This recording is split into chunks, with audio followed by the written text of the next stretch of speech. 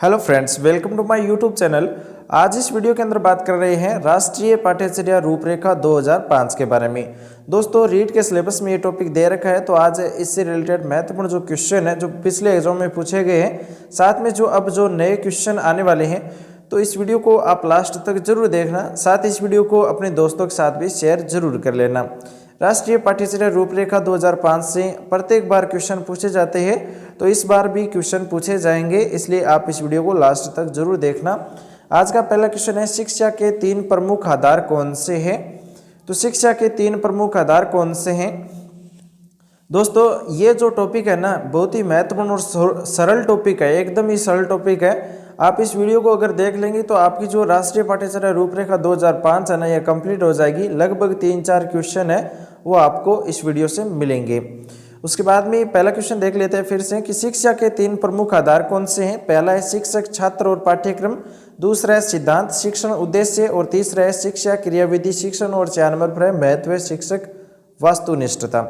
तो इसका जो राइट आंसर है कि शिक्षा के 3 प्रमुख आधार कौन से? एक तो शिक्षक है, एक छात्र है, एक पाठ्यक्रम होना चाहिए।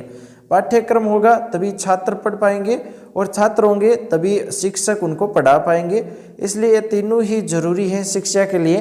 तो शिक्षक, छात्र और पाठ्यक्रम तीनों हो जाएंगे। 1 नंबर ऑप्शन इसका राइट हो जाएगा, और रीट लेवल 2 2022 में क्वेश्चन पूछा भी गया है। उसके बाद में अगला क्वेश्चन देखो, राष्ट्रीय पाठ्यचर्या रूपरेखा को किस वर्ष में प्रस्तावित किया गया था? तो राष्ट्रीय पाठ्यचर्या रूपरेखा को किस वर्ष प्रस्तावित किया? 1 नंबर 2001, दूसरा है 2005, तीसरा है 2004 और चौथा है 2008। तो ये राइट क्वेश्चन है ना, क्योंकि देखो राष्ट्रीय पाठ्यचर्या रूपरेखा सिलेबस में एक टॉपिक डाल रखा है, उसमें दे रखा है राष्ट्रीय पाठ्यचर्या रूपरेखा 2005। तो किस वर्ष में प्रस्तावित हुआ था? 2005 में। यह भी रीट लेवल 2 2022 में ही पूछा है। उसके बाद में अगला क्वेश्चन है, डिवाइड्स WL के द्वारा कौन सी शिक्षण अधिगम विधि प्रस्तुत की गई थी? तो इन्होंने सूक्ष्म जो शिक्षण विधि है ना, यह प्रस्तुत की थी। डिवाइड WL ने एक शिक्षण विधि थी, सूक्ष्म शिक्षण, इनको प्रस्तुत किया गया था, और ये भी रीट लेवल 2 2022 में पूछा है। उसके बाद में अगला क्वेश्चन देखो, राष्ट्रीय पाठ्यचर्या रूपरेखा 2005 का मुख्य दर्शन क्या है? राष्ट्रीय पाठ्यचर्या रूपरेखा 2005 का मुख्य दर्शन क्या हो जाएगा? 1 नंबर है व्यावसायिक कुशलताएं सीखना, 2 नंबर है बिना बुझ के सीखना, उसके बाद में बिना बोझ के सीखना, उसके बाद में तीसरा सह शैक्षणिक गतिविधियों को सीखना, और 4 नंबर दे रखा है सतत एवं व्यापक मूल्यांकन। ये भी रीट लेवल 2 2022 में पूछा है। तो राष्ट्रीय पाठ्यचर्या रूपरेखा 2005 का जो मुख्य दर्शन है ना, वो ये है कि बिना बोझ के सीखना, बिना बोझ के सीखना, कोई भी दबाव न हो, ठीक है, उसके दबाव के बिना इस पाठ्यचर्या के अंदर लिखा है कि एक सीखना है बिना बोझ के सीखना।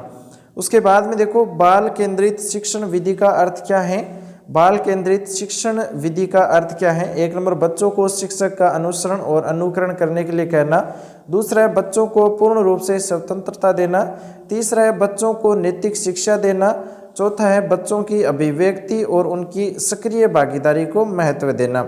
ये रीट लेवल 2 2021 में पूछा गया था। तो बाल केंद्रित शिक्षण विधि का अर्थ होता है बच्चों की अभिव्यक्ति और उनकी सक्रिय भागीदारी को महत्व देना, ये बाल केंद्रित शिक्षण विधि हो गई। उसके बाद में अगला क्वेश्चन है, NCEP 2005 में कला शिक्षा को विद्यालय में जोड़ने का उद्देश्य क्या है? कला शिक्षा को जोड़ा गया था NCEP 2005 में, तो इसका मुख्य उद्देश्य क्या रहता है? 1 नंबर है सांस्कृतिक विरासत की प्रशंसा करना, दूसरा है छात्रों के व्यक्तित्व और मानसिक स्वास्थ्य को विकसित करना, तीसरा है केवल एक सही है, 4 नंबर है केवल 1 और 2 दोनों है। तो 1 और 2 दोनों ही सही होंगे। जोड़ने का जो मुख्य उद्देश्य है सांस्कृतिक विरासत की प्रशंसा करना, साथ में छात्रों के व्यक्तित्व और मानसिक स्वास्थ्य को विकसित करना। उसके बाद में अगला जो क्वेश्चन है कि राष्ट्रीय पाठ्यचर्या रूपरेखा 2005 में भारत की धार्मिक एवं सांस्कृतिक विविधता को मनाना, स्त्रियों के प्रति सम्मान एवं जिम्मेदारी के दृष्टिकोण को बढ़ाने के प्रोग्राम का आयोजन व व्रत चित्र फिल्मों को एकत्रित करना, दिखाना, जिनके माध्यम से न्याय एवं शांति में वृद्धि हो और सुझाया गया हो, ताकि वह क्या हो, शांति की शिक्षा दे सके। ये रीट लेवल 2 2012 में आया था। उसके बाद में देखो राष्ट्रीय पाठ्यचर्या रूपरेखा 2005 के अंतर्गत परीक्षा सुधारों में निम्न में से किस सुधार को सुझाया गया है। तो उसमें देखो खुली पुस्तक परीक्षा है, सतत निरंतर एवं व्यापक मूल्यांकन है, सामूहिक कार्य मूल्यांकन है, इन सभी को उनके अंदर सुझाया गया है राष्ट्रीय पाठ्यचर्या 2005 के अंदर परीक्षा सुधारों। ठीक है। उसके बाद में देखो राष्ट्रीय पाठ्यचर्या की रूपरेखा 2005 में बातचीत की गई है। तो ज्ञान स्थायी है, वह दिया जाता है, से ज्ञान का विकास होता है और इसकी संरचना की जाती है।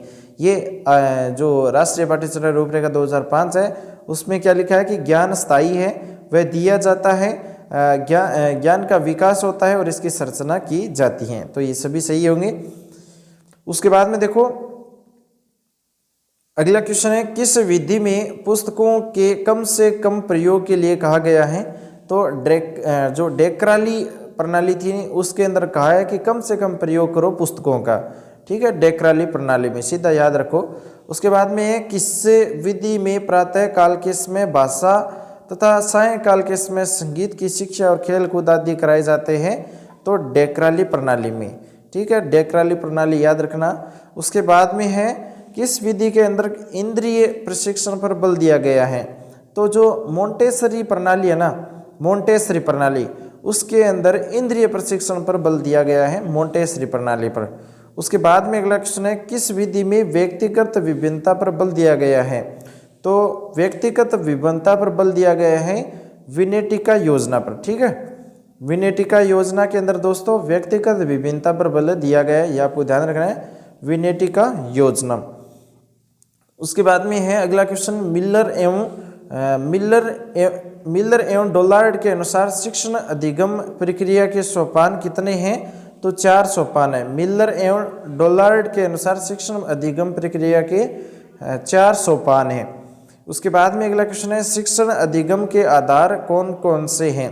शिक्षण अधिगम के आधार कौन से हैं। तो एक तो है अभिवृद्धि पर बल, दूसरा है छात्र शिक्षक संबंध तथा विज्ञान के रूप में शिक्षा, तीसरा है शिक्षण एक कला है और शिक्षण एक व्यवसाय है। उपरोक्त सभी इसका सही आंसर है, ये सभी है वो शिक्षण अधिगम के आधार है। अभिवृद्धि पर बल, छात्र शिक्षक संबंध, विज्ञान के रूप में शिक्षा और शिक्षण एक कला है और शिक्षण एक व्यवसाय है। उसके बाद में देखो अगला क्वेश्चन है, अधिगम की प्रकृति में कौन कौन से तथ्य निहित हैं। तो अधिगम की प्रकृति में एक तो बौद्धिकता कौशल तथा तथ्यात्मक कौशल शामिल है, गुण दोष विवेचन एवं अध्ययन विधि शामिल है और सीखने के तत्व शामिल है। तो ये सभी शामिल है अधिगम की प्रकृति में। उसके बाद में अगला क्वेश्चन है कि श्री जेपी नायक ने किन्हें भारतीय शिक्षा का दुर्ग्राम त्रिकोण बताया है। तो ये एक तो समानता है, एक गुणवत्ता है, एक परिमाण है। इन तीनों को जो श्री जेपी नायक है इन्होंने भारतीय शिक्षा का दुर्ग्राम त्रिकोण बताया है। ठीक है, ये आप ध्यान रखना, समानता, गुणवत्ता और परिमाण। उसके बाद में अगला क्वेश्चन है, यूनेस्को द्वारा प्रकाशित कौन सी रिपोर्ट व्यवस्थागत मानकों को गुणवत्ता संबंधी विमर्श के सटीक संदर्भ के रूप में देखती है। तो वो है वैश्विक मॉनिटरिंग रिपोर्ट, वैश्विक मॉनिटरिंग रिपोर्ट। उसके बाद में अगला क्वेश्चन है, NPEPOA ने कितने वर्ष की आयु तक सभी बच्चों का सार्वभौमिक नामांकन तथा सार्वभौमिक रूप से उन्हें स्कूलों में टिकाए रखने और स्कूली शिक्षा की गुणवत्ता में ठोस सुधार के लिए बाल केंद्रित उपागम का विचार है वो प्रस्तुत किया है। तो 14 वर्ष में। ठीक है, 14 वर्ष के बच्चों तक है ना सार्वभौमिक नामांकन, सार्वभौमिक रूप से उन्हें स्कूल में टिकाए रखने, स्कूली शिक्षा की जो गुणवत्ता में ठोस सुधार किया जाएगा 14 वर्ष तक। उसके बाद में है NCEP 2005 के अनुसार उत्पाद कार्य प्रभावी शिक्षण का माध्यम बन सकते हैं। तो देखो कक्षा में ज्ञान को बच्चों के जीवन अनुभव से जोड़ा जाए और उसके बाद में हाशिए के समाजों के बच्चों को जिन्हें काम से जोड़े और कौशल का ज्ञान होता है अपने संपन्न साथियों का मान सम्मान पाने का अवसर मिल सकेगा। संचित मानवीय अनुभव ज्ञान और सिद्धांतों को इस प्रकार संदर्भित किया जा सकता है। तो ये तीनों ही कथन है ना वो NCEP 2005 के अनुसार उत्पादक कार्य प्रणाली प्रभावी शिक्षण का माध्यम बन सकते हैं। ठीक है, तो आज हमने देखा है NCEP 2005। तो ये महत्वपूर्ण टॉपिक है दोस्तों, यहाँ से क्वेश्चन आपको जरूर मिलेगा और इन्हीं क्वेश्चनों में से मिलने वाला है, क्योंकि लगभग क्वेश्चन मैंने करवा दिए, टॉपिक बहुत छोटा है और क्वेश्चन पूछा जाता है, तो आप अपना स्कोर है वो इस तरह से मैनेजमेंट कर सकते हैं। ठीक है, तो मिलेंगे नेक्स्ट वीडियो में नए टॉपिक के साथ में, नए क्वेश्चन के साथ में, नई जानकारी के साथ में। तब तक आप इस चैनल पर नए हो सब्सक्राइब कर लेना, इस वीडियो को लाइक करके अपने दोस्तों के साथ शेयर जरूर कर लेना। थैंक्स फॉर वॉचिंग, आपका दिन शुभ हो।